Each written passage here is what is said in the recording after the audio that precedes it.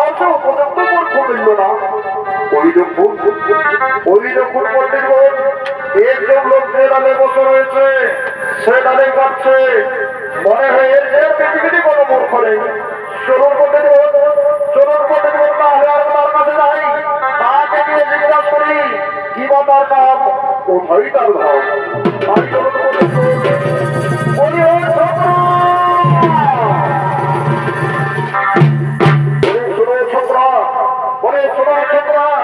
তোমার নাম কি?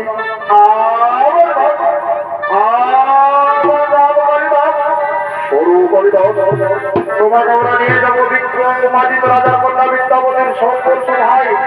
তাকে যদি তুমি তর্ক বিদ্যায় পরাজিত করতে পারো, তাহলে সে তোমার গলায় বলে বাজিয়ে দিয়ে তোমাকে স্বামীরূপে গ্রহণ করে নেবে।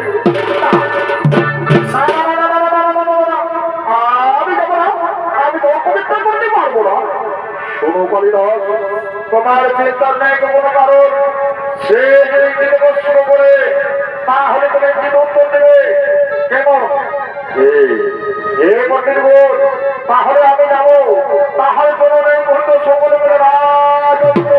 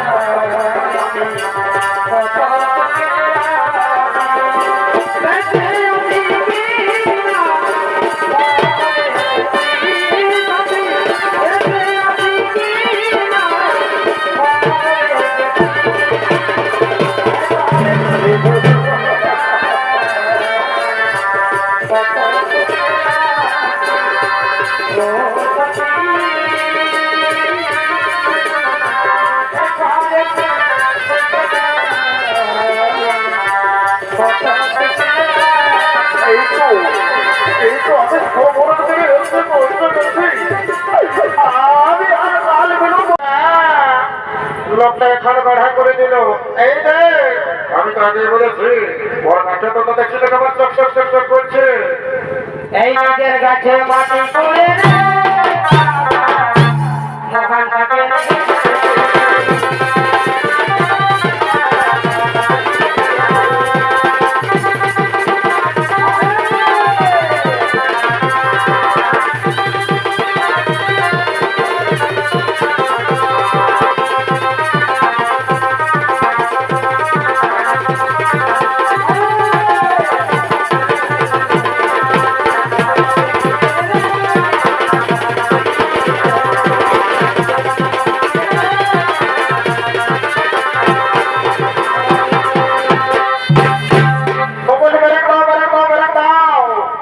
আমরা কি জন্য এসেছি তোমরা বলছো?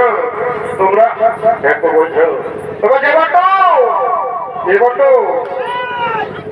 শোন শোন শোন শোন শোন এইদিকে এইদিকে রে বলতো শোন শোন বলছো কি বলছো কি বলছে বলছে আজ থেকে এই মাস সরস্বতী পুজোয় ধারা তবে শুরু হবে।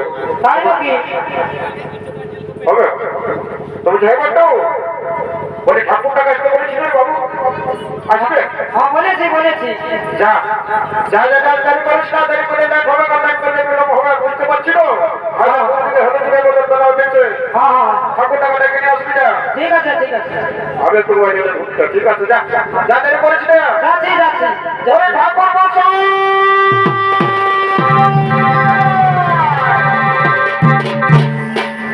বিরাট অ্যাক্সিডেন্ট হয়ে গেল হে সাড়ে গেল থানা মোড় দিকে।